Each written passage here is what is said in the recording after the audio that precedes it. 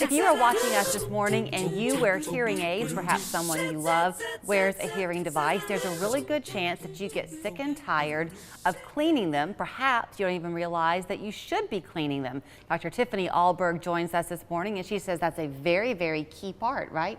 Of keeping your hearing device working properly. Yes. Cleaning them. So when we fit people with hearing devices, we go over all the cleaning procedures. But I think that we overwhelm people sometimes with, and this is, you're going to hear better, and it connects to your phone, and it does this and that, and there's 15 different things that we're throwing at people.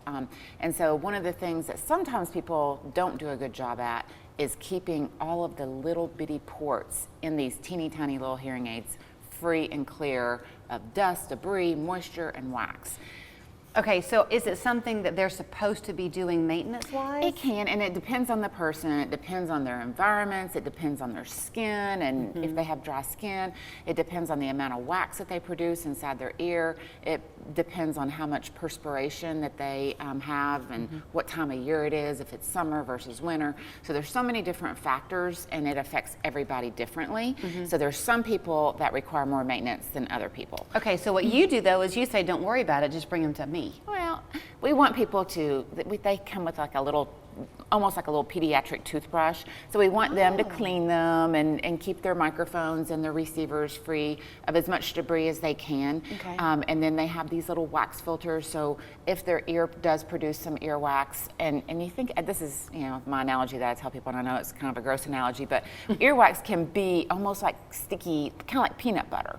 And so when it works its way into these very, very, very important parts, it's hard to get it out. Yeah. And so sometimes, even with the maintenance and even when people are doing everything that they're supposed to do, there's still a factor of perspiration, the hearing aid, because you're thinking about teeny tiny little computer on the side of your head. They can get moisture in them, so we have to use a special equipment called Redux. That's a professional dryer, and it suctions out all of the moisture within the hearing aid, the microphone, the receiver, the circuit.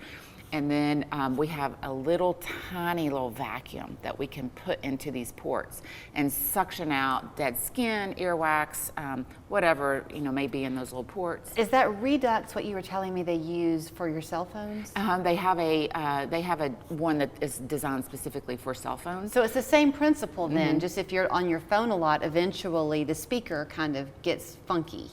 Yeah, and same thing can happen with the hearing instrument, and the microphones get debris in them, and so then the sound doesn't transmit to be amplified, and everything's affected after that. Okay, so I asked you, or I made the statement that Tiffany says bring them to her, and you kind of went, oh, no, because if it's a real problem, then y'all can kind of get things cleaned out, then they maintain from We are there. happy to always for people to bring them to us. I just hate for people to depend on us. They're going out of town. I want people to have that ability to do and clean themselves so that it's not such an issue over time. But we're happy to do it.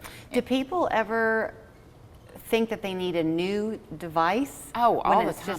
I mean, we cleaned? have, I think I was telling you, we have 10 to 15 average drop-offs a day of people that their hearing aid is not working. And when you don't hear, there's a lot of anxiety around that. And I would say 8 times out of 10, it's an issue that we can fix in the office right then and there. Speaking of if you're not hearing, there are a lot of things that can go on down the pike from there. You've told me before, we're heading into the holiday season. Be aware of it when you get together over the next several weeks and months, because so often someone's hearing is going and either they don't want to admit it or they're not really even recognizing it. Is that right? Yeah, I feel like family members often notice it more than the person themselves, or it matters to the family more. The person that has the hearing loss, and it depends again on personality and person, but that person can often withdraw, so their whole personality changes, and they're okay with that sometimes. But the family hates to see their family member that they love not communicate and not be engaged with everyone else. Well, and if you are living alone, you don't even know you're withdrawing because you live alone, and then I guess they try to fake it when they all get together. Yeah, that's true. Baseline hearing test, still 50? Is that your recommendation? That's the recommendation, yes. So as long as we can pre-screen people before actual hearing loss starts, then we have an idea down the road of if it progresses, is it normal, was it normal? So we have something to compare it to. And I know that you've got all different types of hearing devices and you want it to work for the person, so you won't make it a one-size-fits-all thing.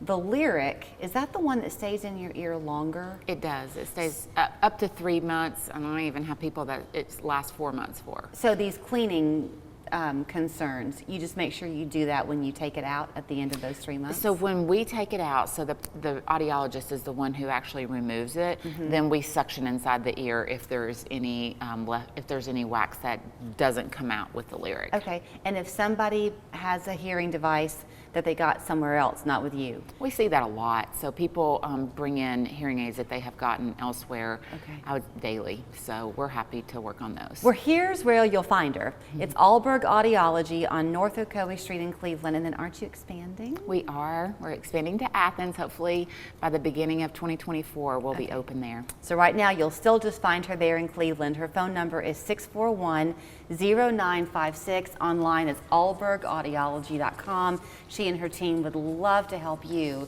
especially now as we do get ready for the holiday season. You want to enjoy it in fullness.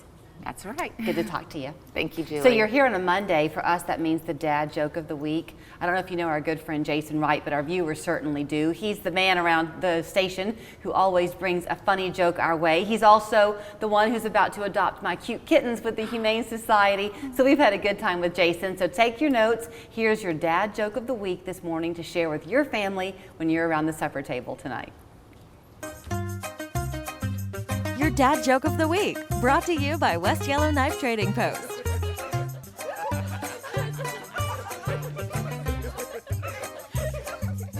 Hi there, and welcome back to this week's installment of the Dad Joke of the Week. I told my wife she drew her eyebrows too high this morning. She seemed surprised. Rick Astley will let you borrow any movie in his Pixar collection, except for one. He's never going to give you up. Thank you. Jason, come on. That was bad, really bad. Who writes these for you anyway, Greg? Anyway, for something good, though, come to West Yellow Knife in Dalton. You better get it when you see it at the knife.